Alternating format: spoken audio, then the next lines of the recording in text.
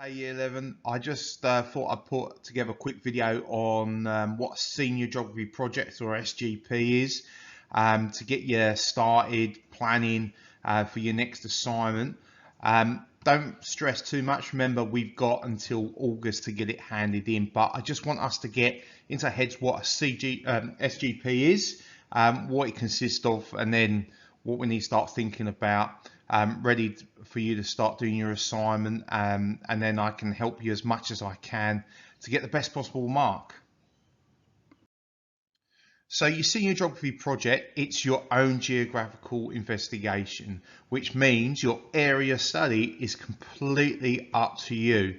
It can be to do with human geography or physical geography. So some titles that I've had in the past have been how can we improve student parking at St Peter's? How can we improve the traffic outside St Peter's when the school bell rings at the end of the day? I've had people look at how we can widen Wyong Road through Wyong, particularly outside a train station. I've had people look at improving parking at Wyong train station. I've had people looking at Aldi shopping centre that was built just outside Wyong and what impact that was going to have on the Coles shopping centre at Wyong. So it is completely up to you. So your area of study is up to you. All you've got to do is be in between human and physical geography. Your title, it might change as we go out throughout the SGP. Totally up to you what you do.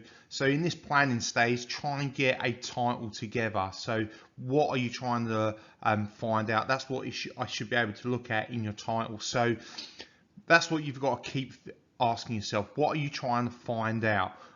If you've got an idea, say, looking at the student parking at school, what are you trying to find out? What are you trying to do? What are you trying to look at? And that's something you've got to be really have in mind, focusing about what you need to plan for this senior geography project. The next thing you're going to have to think about when you're trying to find out the area that you're trying to study is your primary sources of evidence. Now, primary sources are slightly different from primary sources in history. A primary source in geography is your actual research. So if you're looking at student parking at St Peter's, a primary source of information would be car counting that you have to physically go and do. So I've had people go and count cars. I've had people do car counts in Wyong. I've had people do questionnaires. There are a whole range of primary sources of data, but basically you've got to go out and get the information yourself, and that's what makes it a primary source of information. So when you're coming up with your title, your area of study, what you're trying to find out, think about how can you actually measure what you're trying to find out. If you can't do that, then you can't obviously do that senior geography project. So that's why some people have said, oh, I'm going on holiday to Bali, can I do something on that? Or if you can measure it while you're on holiday, yeah, definitely. If not, you can't do it. You've got to have primary sources of.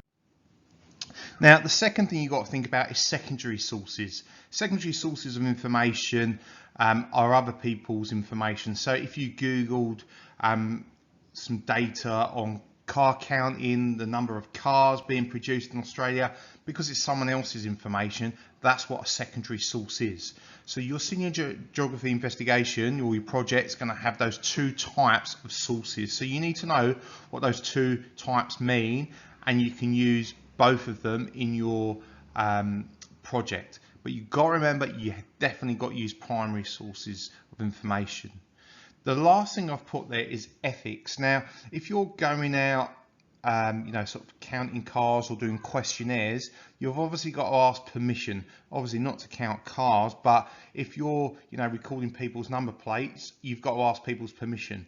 If you're asking people's opinions, you've got to ask them for their permission first. And that's the ethics around collecting data. You've got to let people know that you're doing a senior geography project, and their views, opinions, their ideas are going to go towards your project and helping you achieve what you're trying to find out. So ethics is really important. When you go to questionnaires or interviews, you've got to ask people's permission, because you're going to use their answers in your investigation. So that's what the ethics are. You've also got to think about the problems you might have. It might be very well that you're going to look at the effects of the coronavirus in Australia, but how are you actually going to do that, and have you got enough time? That's some of the problems that you might occur. So you might have some fantastic ideas, but we need to follow through on those ideas. And that's where you've got to think about the time scale. Can you get that information? Can you get that data? And can you make a serious judgment about what you're trying to find out? That's just a quick overview of what a senior geography project is. What you need to include is in the assignment brief, you've got to include obviously your title, contents page, introduction, your methodology, your results, conclusions, future studies, and you've got to reference everything that you use. So keep using the assignment sheet, keep planning away, and if you've got any questions, email me, run it past me, and I'm sure you'll do a great job. Okay, thanks Year 11. Make sure you get your senior geography project planning done as quick as you can, and like I said, if you need any help, give us a shout. All right, thanks, bye.